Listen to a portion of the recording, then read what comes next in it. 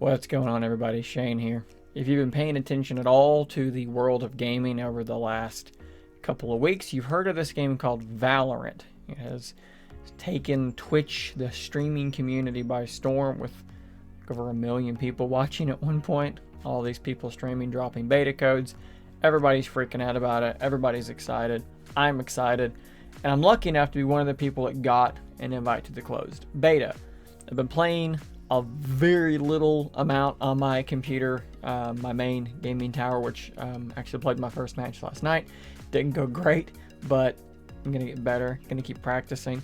So this morning, I was thinking about Valorant, thinking about playing it, and I was thinking about the art style, how the game looks, how the game runs, and that got me thinking, would Valorant run on low-end devices? So at that point, I went to check to see what the minimum requirements for Valorant was. And as you can see here, Polygon's got this listed. They're showing for 30 FPS, minimum requirements being an i3 3700M and an Intel HD 3000. That's pretty doggone low end. So that, in turn, got me thinking about this. My Surface Pro 7 Core i3. And I wondered, can it play Valorant?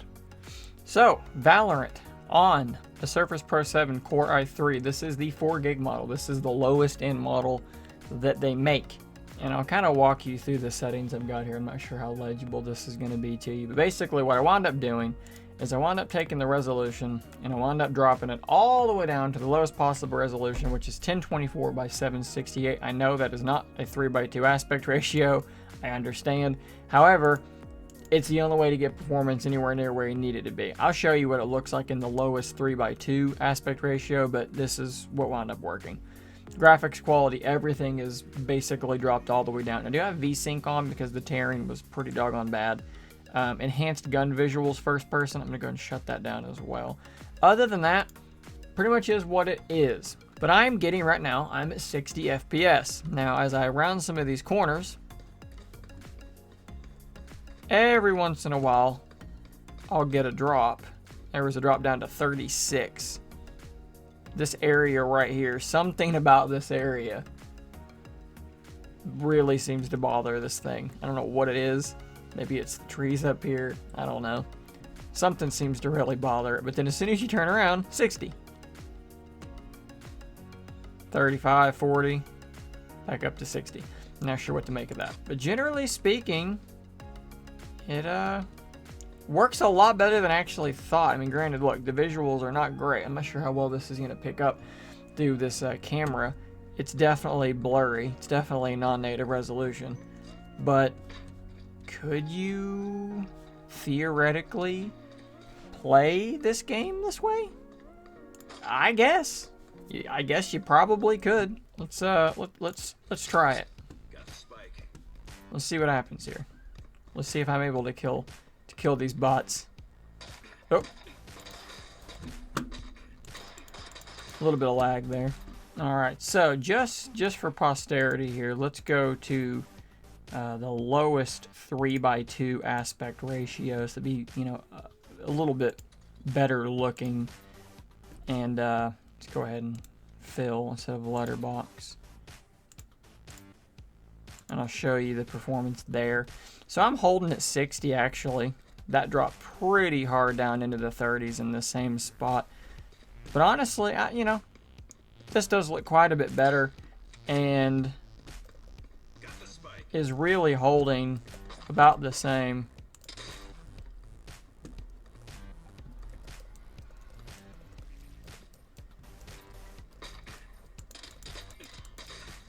Definitely not the easiest to play still, but quite a bit better. I gotta drop again. It seems like these areas you can interact with really hurt the FPS. If you were in any other area, it seems to be honestly fine. I mean, 60 FPS with VSync on, it's really quite solid.